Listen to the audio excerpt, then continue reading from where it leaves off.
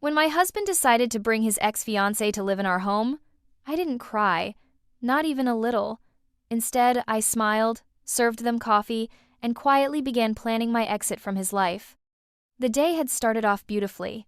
I'd taken the afternoon off from the law firm where I worked long hours as a corporate attorney to cook Mark's favorite meal, beef Wellington with truffle mashed potatoes. It was our 5th wedding anniversary, and I wanted everything to be perfect. The kitchen glowed with soft sunlight reflecting off crystal vases filled with fresh roses.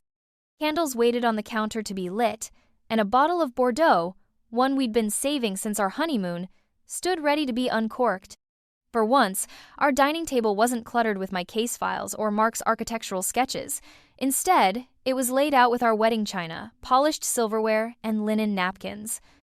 5 years of love, hard work, and building a life together, I thought it deserved a proper celebration. Just as I slid the pastry-wrapped beef into the oven, my phone buzzed with a message from Mark. "Bringing a friend home who needs help. Make extra food. Thanks." I frowned. We had been talking about this dinner for weeks. Mark knew how much these milestones meant to me, especially since I'd grown up watching my parents' marriage disintegrate under the weight of neglect and indifference. Still, I told myself not to overreact. Maybe this friend was a colleague in crisis or a client going through something serious. I added more potatoes to the pot and tried to push the disappointment aside.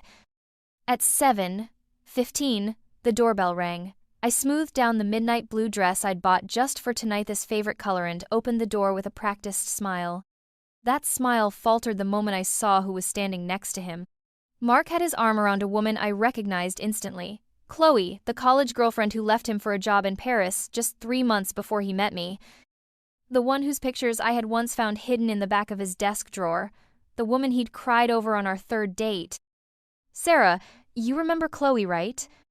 Mark said, his voice forced and too cheerful. "Her apartment flooded, and she lost her job last week. Terrible timing." Behind them, I noticed 3 large suitcases and a designer handbag. This wasn't someone just dropping by for dinner. This was someone moving in. "Of course," I lied, extending a hand. "It's nice to finally meet you." Chloe looked exactly like her photos. Smooth, delicate features, long dark hair cascading past her shoulders, and almond-shaped eyes that flicked over me with measured interest. She wore designer jeans and a simple white blouse that somehow managed to look more elegant than my carefully chosen dress. "Your home is beautiful," she said warmly, stepping inside like she belonged. "Mark has done well for himself." "We've done well together," I replied gently, correcting her. I caught the slight tightening around her mouth at my words, a flicker of irritation in her otherwise polished expression. Mark missed the exchange entirely. He was too busy dragging her luggage into the guest room, the one I had just painted sage green, planning to turn it into my new home office. Chloe's company had an unexpected round of layoffs, Mark explained as he rejoined us. "And then the plumbing in her place burst. She needs a place to stay until things settle." "How long do you think that'll be?" I asked, keeping my tone light while mentally assessing the logistics of having my husband's ex-fiancée as our new housemate. "Just a few weeks," Chloe replied quickly before Mark could. "I've got a few interviews lined up already." The oven timer buzzed. Dinner was ready, just not the dinner I had imagined. "Perfect timing," I said, stepping back into the kitchen. I made enough for everyone. As I plated the food, I glanced at the window above the sink and caught their reflection in the glass. They stood close together, Mark's hand resting easily on the small of her back while she spoke animatedly. That kind of ease didn't happen overnight. It was obvious this wasn't the first time they'd seen each other since she'd returned. I felt something cold settle in my chest. We sat at the anniversary table I had spent the afternoon preparing, candles still unlit, the wine still corked, and while I tried to keep my expression neutral, I watched them slip seamlessly into old rhythms.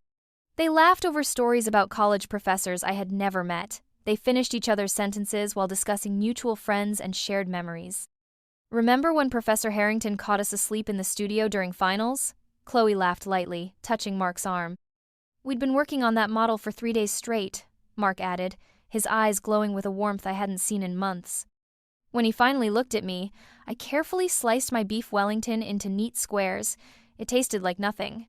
My body sat at that table, but my mind was sorting through every missed sign, the late nights at work, the sudden password on his phone, the way his eyes had started to drift away whenever I brought up our future.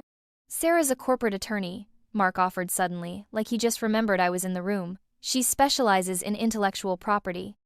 Fascinating, Chloe replied, her gaze never leaving Mark. I considered law school before choosing architecture. Of course she had. Another connection between them that I wasn't part of. After dinner, I excused myself and started clearing the dishes. From the kitchen, I could see them standing in front of our photo wall. Mark pointed out memories of our trip to Florence, our wedding in the vineyard, while Chloe stood beside him, his hand resting gently on her shoulder as they examined our life together. You look happy, I heard her say, her voice quiet but laced with something deeper. We were, he replied. Were, not are. Past tense. I turned on the faucet and let the cold water run over the expensive china. 5 years, a home and a life together, reduced to a single word, spoken too easily. Were. That evening, I stepped out of our ensuite bathroom to find Mark already nestled in bed, his attention captured by his phone. The anniversary gift, still tucked away and unopened in my dresser, weighed on my mind. She seems settled in, I remarked casually, sliding under the covers. Thanks for being so understanding, Mark murmured, not lifting his gaze from his screen. Chloe's had it tough. Her fiancé in Paris ditched her for his assistant. She's still reeling from it. Curious, I inquired, keeping my tone even. How long have you been in touch? Mark finally looked up from his phone.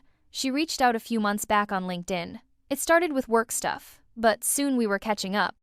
When all this happened, I just couldn't leave her hanging. Of course not, I replied, my voice soft as I switched off the bedside lamp. The darkness veiled my expression as I lay staring at the ceiling, listening to the steady rhythm of Mark's breathing next to me. Down the hall, faint sounds suggested Chloe was settling into a room that was once strictly ours. That night, a resolve crystallized within me. I refused to be the frantic wife battling for a man whose heart had room for another. I wouldn't be the stumbling block to their nostalgic reunion. Instead, I decided to safeguard my own peace with the same strategic finesse that propelled my career success.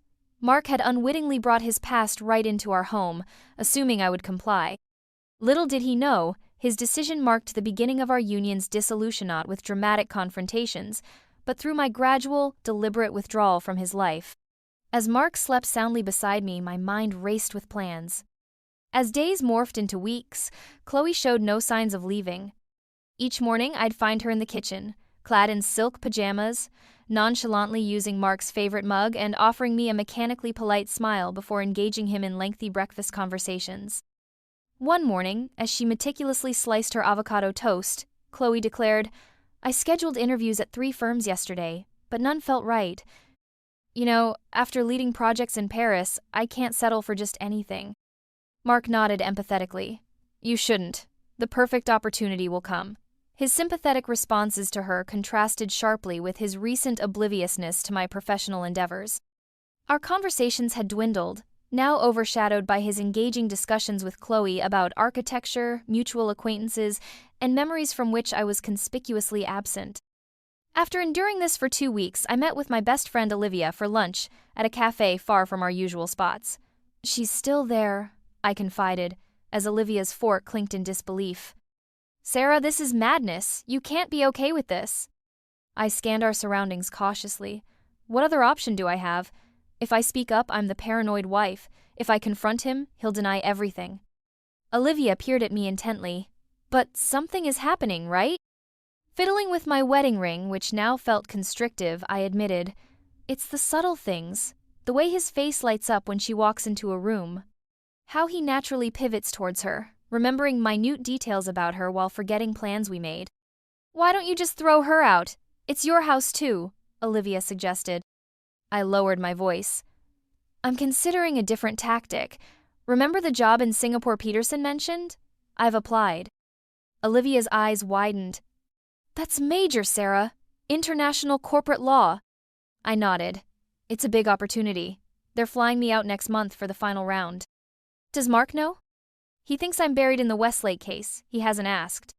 That weekend, we hosted a dinner for Mark's colleagues, an event long scheduled before Chloe's abrupt intrusion. I spent the day in the kitchen, enduring her uninvited critiques. Mark prefers thyme to rosemary, she noted casually, leaning against the counter as I prepared the chicken. And he detests raspberry desserts. I forced a smile. Interesting. since he asked for this rosemary chicken last month. And the raspberry tart? It's his mother's recipe. Chloe shrugged. People change, or perhaps he was just being polite. As the dinner unfolded, I watched the interactions closely.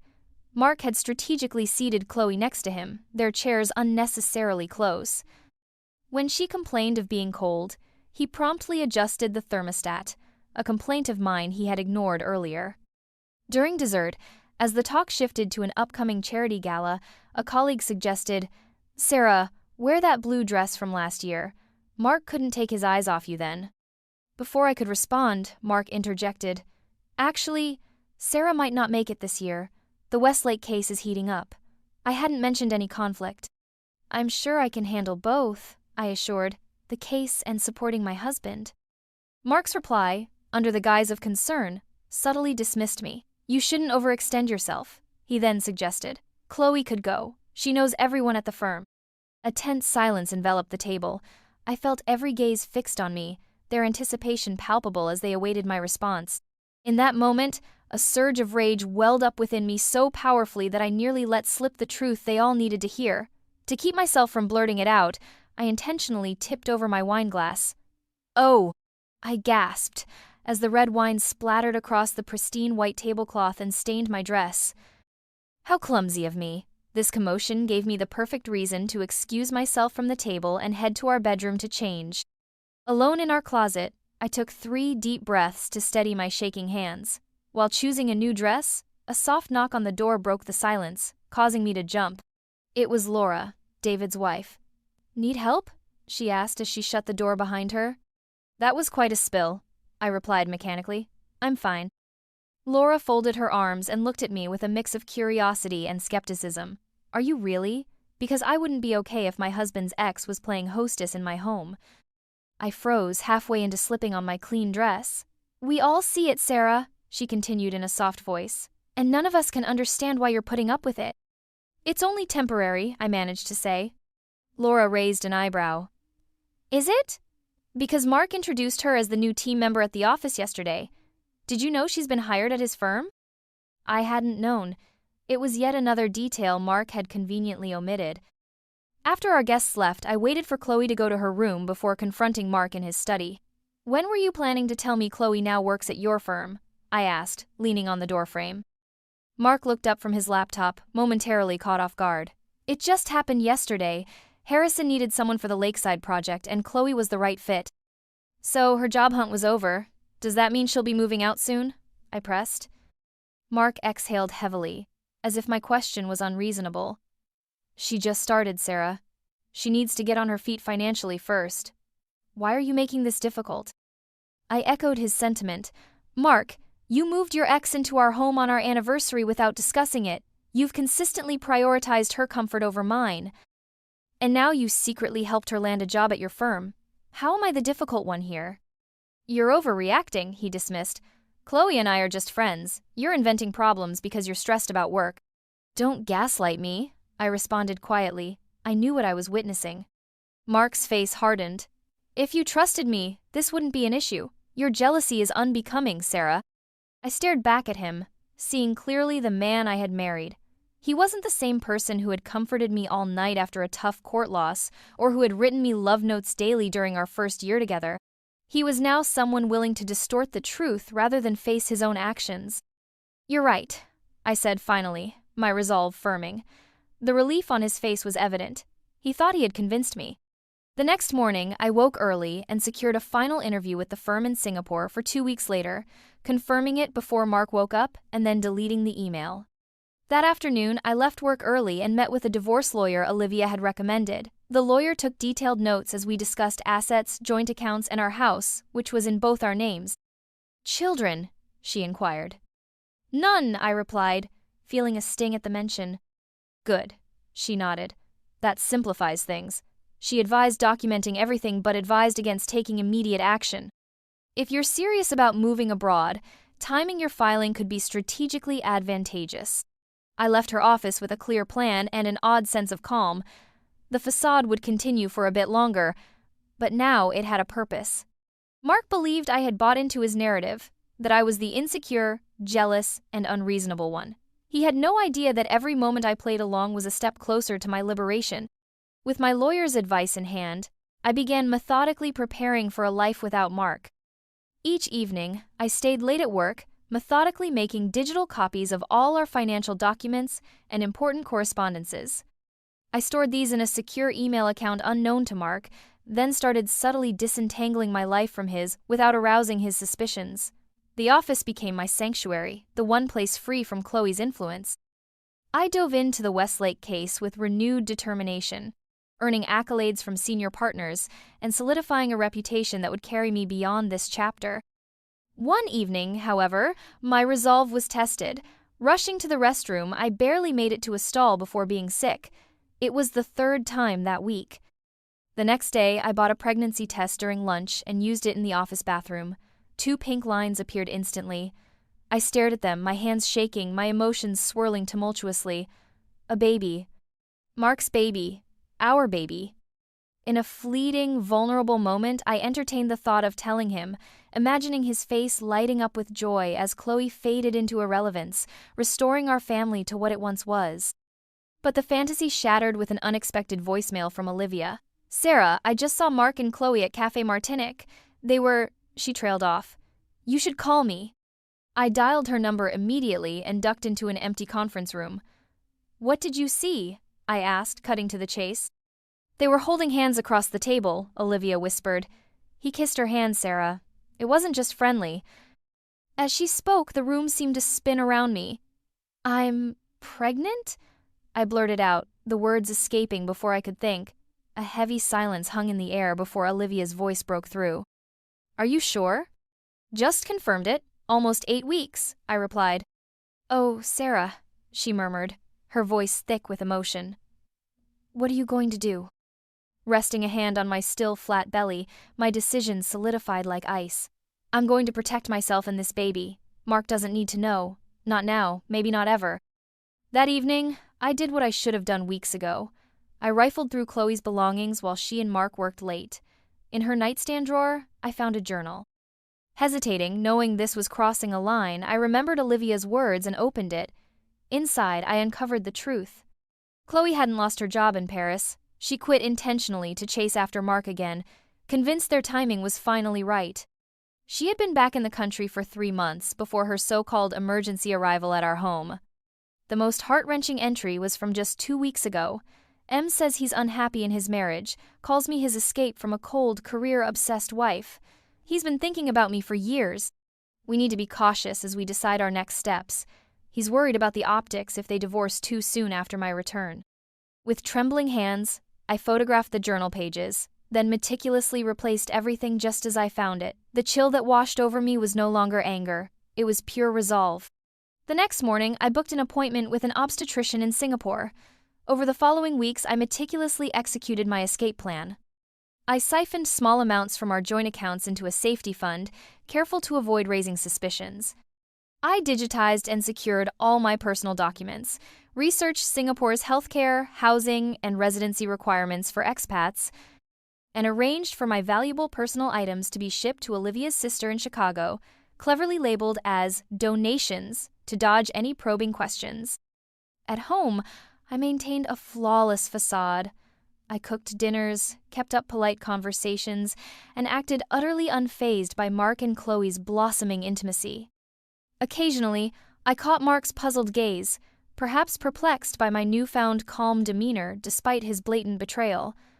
4 weeks after confirming my pregnancy, I attended the final interview in Singapore, telling Mark it was a 2-day conference in Chicago. The job offer came immediately, a 3-year contract with lucrative pay and a fast track to partnership. "We can help with the relocation," the managing partner offered. "When can you start?" "In 6 weeks," I replied, calculating the precise amount of time I needed to vanish without a trace. On my flight back, I finalized every detail. The Singapore firm would handle my work visa and accommodation arrangements. Olivia agreed to discreetly clear out my remaining belongings once I left. Divorce papers would be filed from abroad. Upon my return, I found Mark and Chloe cooking together, their laughter filling our kitchen as they moved around each other with ease. They barely registered my presence. "Conference go well?" Mark asked absently, not looking up from his cooking. Very productive, I responded, my eyes on Chloe as she casually touched his back. That night, as I lay beside Mark, I contemplated my next steps. Now 11 weeks pregnant and still not showing, I was grateful the nausea had eased, aiding my pretense. You've been quiet, Mark noted out of the darkness. Have I? It's nice, he continued, mistaking my withdrawal for acquiescence to our altered life. He reached for my hand, initiating intimacy for the first time in weeks, misinterpreting my compliance as contentment. I allowed it, detaching emotionally as he embraced me, vowing it would be the last time. I studied his face, committing to memory the look of feigned strength masking his weaknesses. The next morning, Mark announced he and Chloe would be away at a 3-day architecture conference in Denver. Will that be a problem? He inquired, his tone implying he expected no objection. Not at all, I assured him. I have plenty to keep me busy. What Mark didn't know was that this was the perfect opportunity for me to finalize my plans. That afternoon, I confirmed my flight to Singapore, scheduled my communications to terminate the day after my departure, and drafted a resignation letter to my firm, citing a family emergency. My new life awaited, and I was ready to start anew. I completed the necessary paperwork to transfer my case files to other attorneys at the firm. With every signed form and forwarded email, the weight I had carried for years began to lift from my shoulders. The woman I used to be the wife who prepared elaborate meals to earn affection, who endured silent disrespect, who dimmed her light to protect her husband's fragile ego was already beginning to fade. In her place, a different version of me was emerging, one who was no longer willing to sacrifice herself for the comfort of others, one ready to protect not only her dignity but her future and her child's at any cost. That evening, as I closed my laptop for the last time in our shared home office, I caught my reflection in the black screen, and for the first time in months, I smiled. Not the polite, rehearsed smile I'd worn like armor throughout our crumbling marriage, but a genuine one. Steady, calm, resolute. Mark had no idea what was coming. By the time he even noticed the cracks, I would already be gone.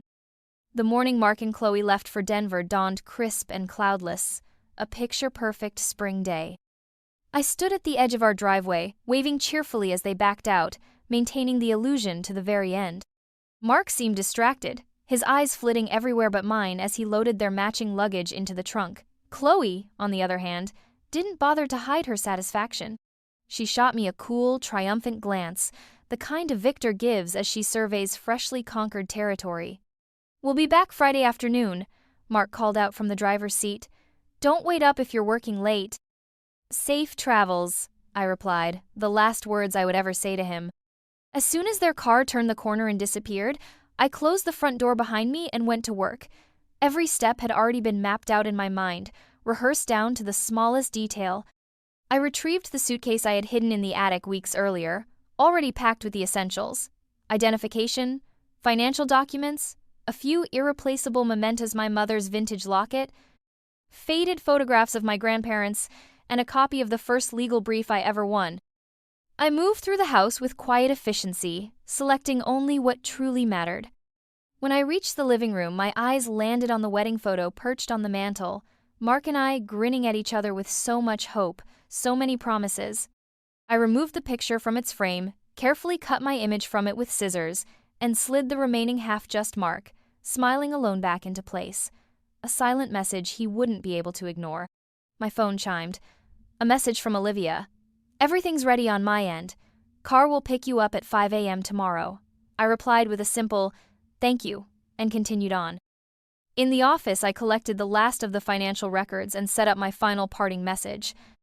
I had debated for days what to say, how to summarize the end of a marriage, a life, in a way that couldn't be dismissed. In the end, I chose video over written words. I positioned my laptop on Mark's desk, hit record, and looked directly into the camera. Mark, by the time you see this, I'll be gone. Not just from this house or this marriage, but from the life we once built together. I've accepted a position overseas, filed for divorce, and arranged for all communication to go through my attorney. I paused, my hand resting briefly on my stomach. There's something you need to understand. I'm not leaving because of Chloe. I'm leaving because of you. Because every single day, you made choices, small and large, that told me exactly how little I mattered. You brought your ex into our home without so much as a conversation. You prioritized her needs, her comfort, her happiness, while I stood by, invisible. You rekindled your relationship with her while still married to me, thinking I wouldn't notice, or maybe thinking I wouldn't have the strength to care. A small, sad smile tugged at the corner of my mouth. The irony is, if you had just been honest, if you had told me you wanted out, I would have let you go cleanly. Instead, you chose deception. So now, I choose myself. I leaned forward slightly, my voice calm but firm. Don't try to find me. By the time you return, I'll have legally started a new life, one you'll have no part in. The divorce papers are with my lawyer. Your signature is the only thing left to close this chapter. I stopped the recording and set it to autoplay the next time his computer was opened. Then, I returned to my checklist. By evening, nearly everything was complete. Our joint credit cards lay in a neat stack on the kitchen counter, each one snipped clean in half. My personal funds had already been transferred to a new account. My resignation letter had been delivered to the firm that morning. All that remained was my departure. At dawn, I walked slowly through each room, letting memories surface for the last time. The living room where we'd hosted our first Christmas.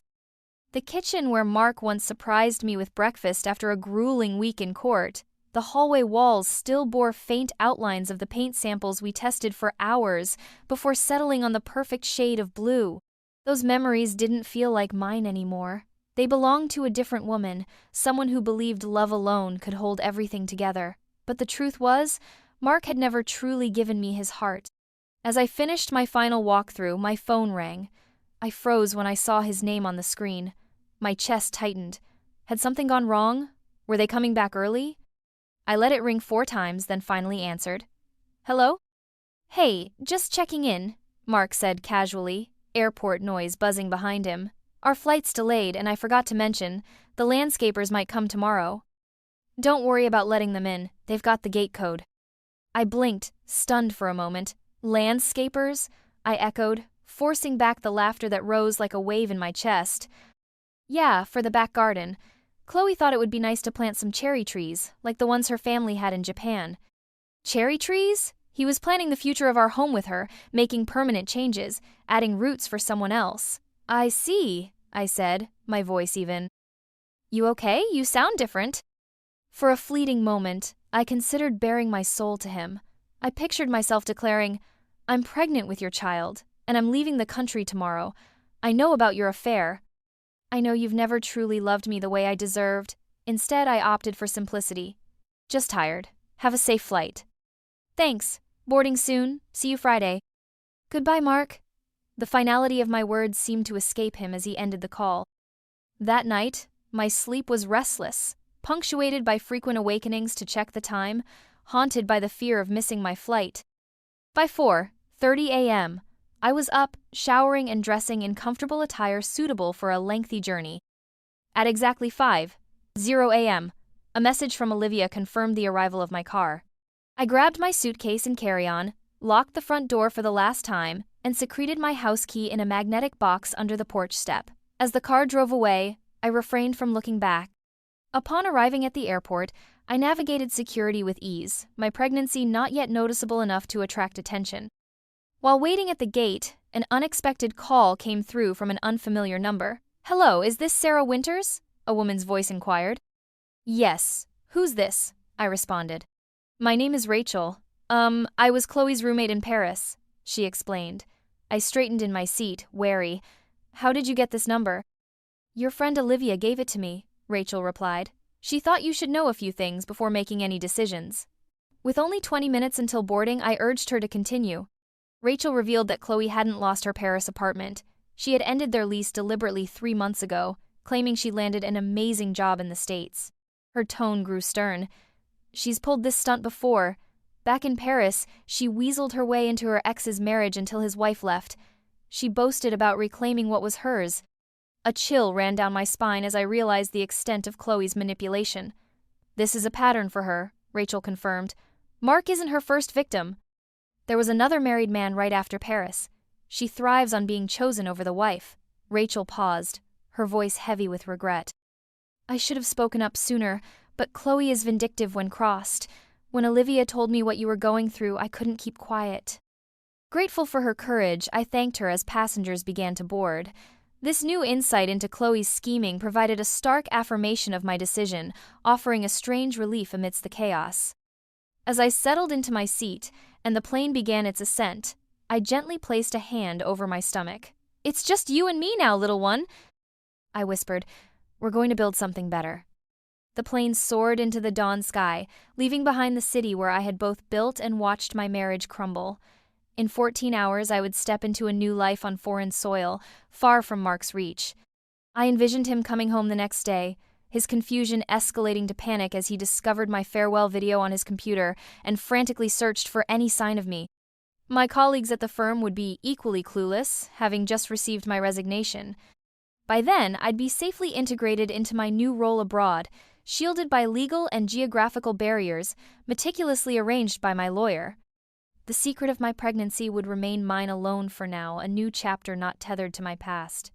As the plane reached cruising altitude, I accepted a glass of water from a flight attendant and closed my eyes, letting go of the woman who had been the passive observer to her own betrayal. In her place was someone resolute, someone ready to forge a future on her own terms, a woman who refused to be diminished by another's narrative. Months later, in Singapore, life blossomed unexpectedly. My new apartment, a stylish high-rise with a view of the harbor, became my haven.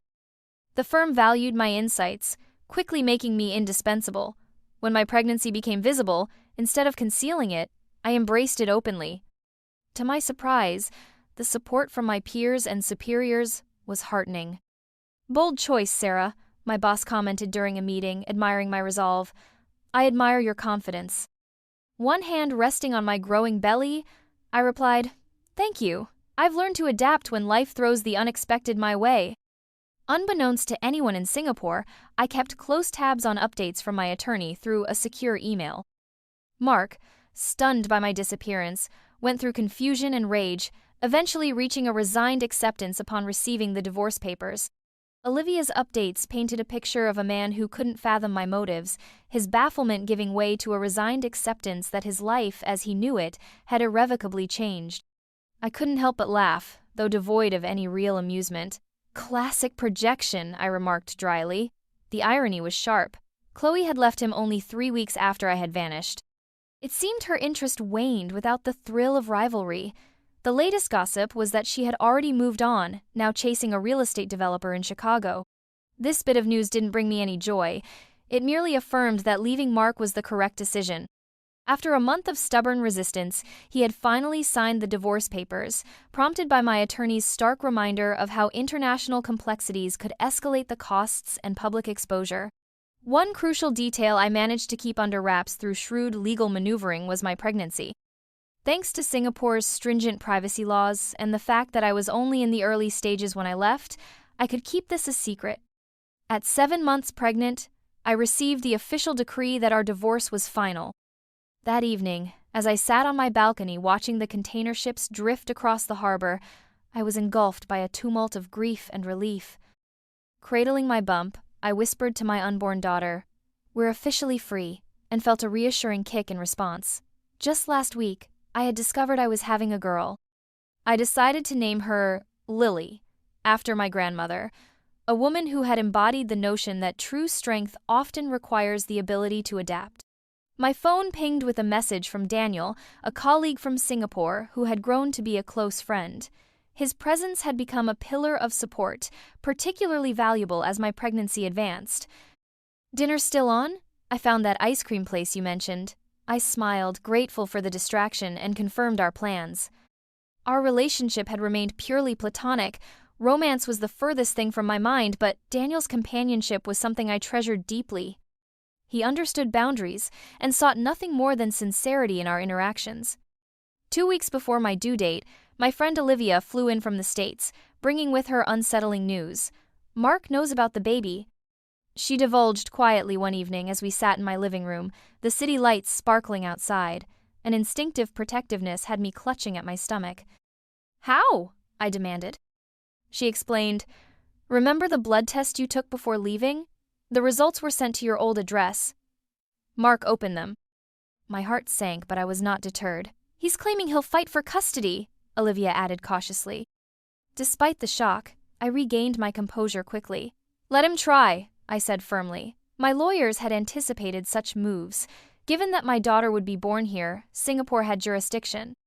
Mark had no legal grounds to force my return to the States, despite his accusations that I had stolen his child by concealing my pregnancy, a fact I admitted to without guilt, especially after his own deceit regarding Chloe. When Lily was born after 18 long hours of labor, Olivia was by my side the entire time. The moment they placed my daughter on my chest, everything else melted away. She was perfect, with a head full of dark hair. "Hello, little one," I whispered, counting her tiny fingers and toes. "We're going to be just fine." The anticipated legal battle commenced soon after. Mark filed motions in American courts, which held no jurisdiction over a child born to a Singapore resident. My international legal team countered with formidable efficiency, discrediting his claims of abduction with evidence of his infidelity and emotional neglect. A surprise boon came when Chloe, following their breakup, gave an emotionally charged interview that inadvertently provided proof of their conspiracy against me. This not only fortified my case but eventually led to the dissolution of Mark's claims. By the time Lily was 3 months old, the majority of legal challenges had waned. Singaporean courts had affirmed my full custody rights, and while Mark technically retained his parental rights, they were effectively unenforceable unless I chose to return to the U.S. Life settled into a new routine, engaging workdays, peaceful evenings with Lily, and a supportive circle of friends who knew nothing of my prior tumult. Lynn, our wonderful nanny, adored Lily and enabled me to continue my professional advancements. "You've become our secret weapon for the Asian market expansions," my managing partner once told me during a review. "The Richardson acquisition wouldn't have happened without your strategy." I accepted this praise with newfound self-assurance. When Lily was 6 months old, an unexpected encounter occurred during a video conference with potential international clients. Mark's face suddenly appeared on my screen, representing an American firm. Our eyes locked across the digital divide, his filled with shock. For a brief moment, the business discussion faded into the background. I had changed significantly. Shorter hair, a more angular face, a confident demeanor. The woman he now saw bore little resemblance to the one he had last seen. I recovered swiftly, continuing my presentation without a hitch. Predictably, an email from him arrived later. "Sarah, we need to talk. About everything, about our daughter." I read it, paused, and then deleted it. There was nothing left to discuss. The courts had spoken, and I had moved forward. Lily was thriving. That evening, as I gently rocked her to sleep, I found myself reflecting on the transformative journey that had led us to this serene moment. The agony of betrayal had evolved into something profoundly unexpected: gratitude.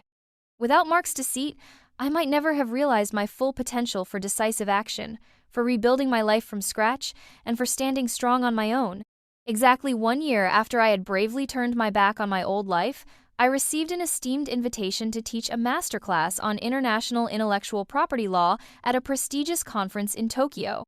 Standing before an audience of seasoned legal professionals, with Lily safely looked after by Lynn back in Singapore, I was overwhelmed by a deep sense of achievement. During the session, I emphasized to my peers that the key to overcoming legal challenges is to recognize that what may seem like an insurmountable obstacle often hides a solution within. I urged them to view barriers as opportunities for redirection rather than dead ends. After my presentation, I joined Daniel, another speaker at the conference, for dinner. "You were brilliant today," he complimented, lifting his glass in a toast. "To new beginnings?" I returned the gesture, our glasses clinking in the soft light, a symbolic nod to the importance of knowing when to leave one life behind and step boldly into another. Later that evening, I made a video call to Lynn to check in on Lily. Her bright, smiling face popped up on my screen, her new teeth just peeking through her joyful grin. She babbled excitedly, her tiny hands reaching towards the camera. "Mama loves you," I whispered. "I'll be home tomorrow." After ending the call, a notification for an email from Olivia popped up. The subject line caught my eye. "Thought you should see this." It contained a link to a social media post by Mark, a lengthy public apology directed at me. In his post, he confessed to his emotional manipulations and failures as a husband, admitted the affair with Chloe, and his attempts to gaslight me, concluding with a statement of no expectations for forgiveness, merely a public acknowledgement of his wrongdoings. I closed the email, unresponsive. His confession did not alter my reality. Perhaps it provided him some form of catharsis or a chance to salvage his reputation, but for me it was inconsequential. I had already moved past the need for his acknowledgement. The woman I had become, a successful professional, a loving mother, and a confident individual, was the result of my choice to leave behind a life that had once diminished me. In stepping away from that old world, I had truly stepped into my own. Lily and our life in Singapore were my present and future. The past, with all its harsh lessons, had fulfilled its role. It taught me that sometimes the bravest act is to disappear so thoroughly that one is compelled to discover their true essence, far removed from all that is familiar. I had vanished as if I had never existed in that previous life, but through that disappearance, I had found my true self.